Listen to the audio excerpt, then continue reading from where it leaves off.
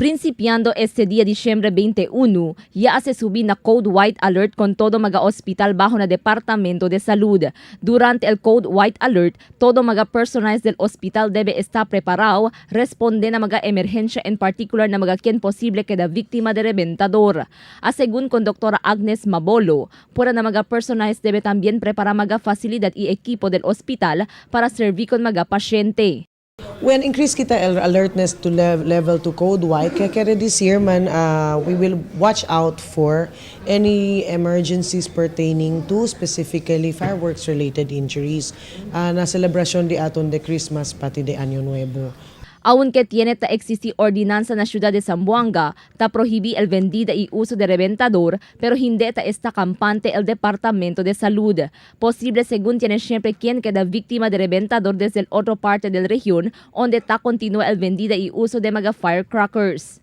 El DOH ta continúa el día la campaña para el uso de otro alternativo manera para man alboroto na Pasko y Año Nuevo. Tiene kasi mga otro lugar, ta sige pa syempre bende outside of Zamboanga. So, hindi kita asiguraw si pwede ba kumpra na otro lugar, Cabrayaliba para ki. So, amo sa kita arabi siya. Tasuri también el DOH con mga dueño de fusil para evitar usar con este na Pasko y Año Nuevo.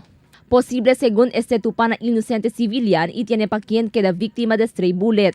Base na records del Departamento de Salud, desde el Diciembre 21, 2015 hasta enero 5, 2016, talina 12 casos de firecracker-related injury el día puede registrar na Rio 9.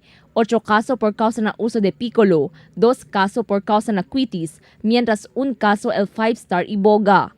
Según el Departamento de Salud, menor de 25% el caso de firecracker-related injury del año pasado por causa na más intensificada campaña contra uso de firecracker durante el Pascua y Año Nuevo. Na ciudad de Zamboanga, ya tiene 0 casualty y 0 case por causa na implementación del ordinanza que ta prohibí el uso y venta del firecracker. Crystal Almonía, Dateline Zamboanga.